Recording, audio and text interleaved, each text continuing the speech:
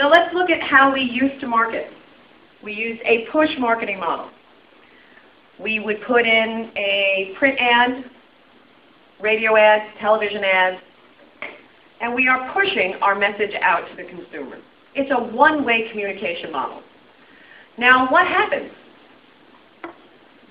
What happens when you're driving in the car and you're listening to a radio station and a commercial comes on? What do?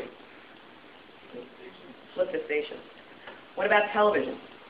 My kids, now with the advent of the DVR, my kids have started to watch their programs 10 minutes late. They hit that little start from the beginning button, and as they watch the program, and when the commercials come on, they hit the fast forward button.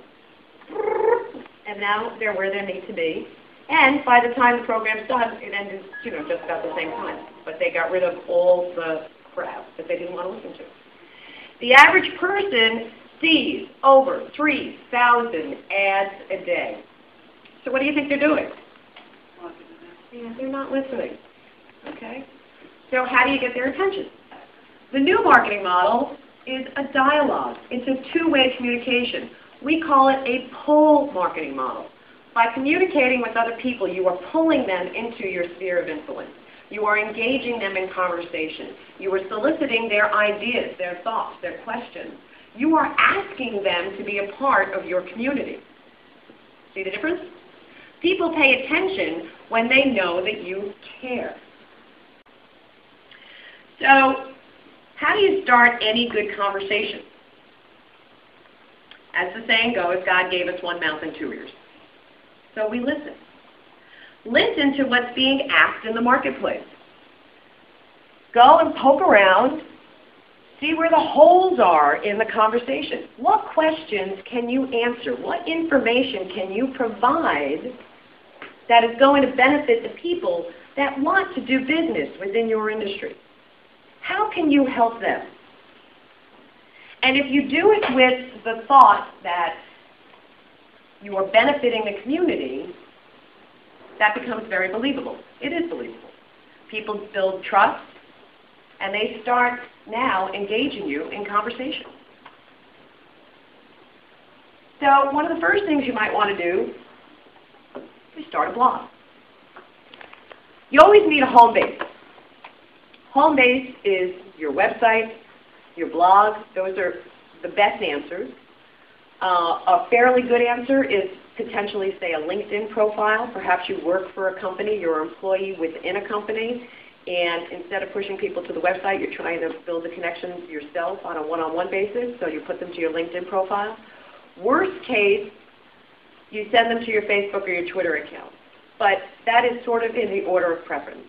LinkedIn gives people an opportunity to see the more professional side of you before getting to know you in a personal manner, which typically in this space is what we're trying to accomplish. All right? So start a blog or use your Facebook notes. That can also become a blog. And it has a little RSS feed that you can use to spread it out into other areas. And answer questions on LinkedIn. LinkedIn has this fabulous answer section that you can skim through, see what kind of questions people are asking, and be able to just supply information. And I mean real information. Don't answer them by saying, oh, go check out my blog post because that answers your question. Answer the question. Take 10 minutes out of your day. Give them a paragraph, maybe two. One example that I like to use is I was looking through the LinkedIn answers section, and a guy had posted a question about how to market an ebook. So I answered the question. Thoroughly answered the question. He ended up giving me a call. I got a customer out of it. I developed a client out of it. And we have been doing projects together ever since. Now, this gentleman lived in Florida. There's no way that I would have ever been able to do business with him had I not taken the time to appropriately answer his questions. And that's what social media marketing does. I have a client who's an attorney who participates in LinkedIn. She picked up a significant client through her participation in social networks. Now, your ROI is not going to be seen right away. Typically, people invest time. You're dripping information along. Okay? But as you drip that information along, people then start paying attention. They start picking up on it. Now they start asking questions. Maybe they're leaving comments on your blog.